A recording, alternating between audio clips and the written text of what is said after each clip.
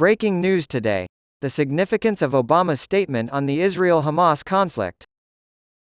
In reference to the conflict between Israel and Hamas, former President Obama said, "Nobody's hands are clean."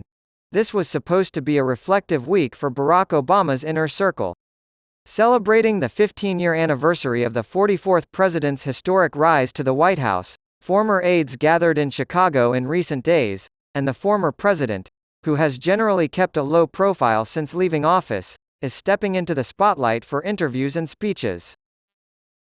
However, Obama's use of a single phrase that will reverberate throughout the national media and Washington in the coming days has upstaged any stroll down memory lane.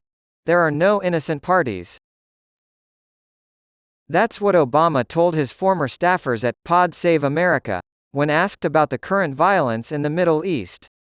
An excerpt of an interview with President Obama was published yesterday. In it, he stressed shared responsibility for the decades-long Israeli-Palestinian conflict and warned against simplifying the causes of the bloodshed. Obama did, in fact, call Hamas attack horrific. But, he went on to say, what's happening to Palestinians under Israeli occupation is just as unbearable. In order to find a solution, you must first fully understand the situation. He argued that the entire international community should shoulder the blame for allowing the conflict to escalate for so long because nobody's hands are clean. As for the substance, the former president's stance isn't completely out of character. Obama and Israeli Prime Minister Benjamin Netanyahu's relationship was icy at best, and Obama's efforts to diffuse tensions in the region were largely disregarded by Netanyahu.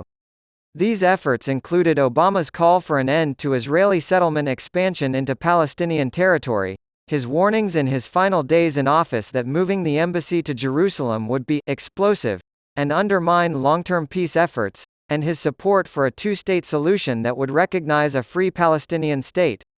There were many other aspects of Obama's speech that were shocking.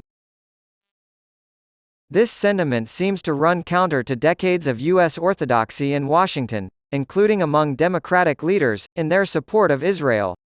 However, in recent days, some Democratic senators have begun calling for a humanitarian pause on Israel's counteroffensive in order to help the Palestinians. Indeed, the remarks are a striking jab at not only Israel, but against Obama's own former vice president. The current president has made it a priority to emphasize Israel's right to defend itself because of Joe Biden's long-standing and relatively closer relationship with Netanyahu.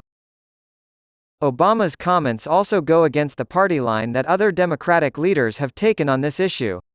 A call for a ceasefire, Clinton told CBS News' Norah O'Donnell recently, would be such a gift to Hamas because they would spend whatever time there was a ceasefire in effect rebuilding their armaments, creating stronger positions to be able to fend off an eventual assault by the Israelis.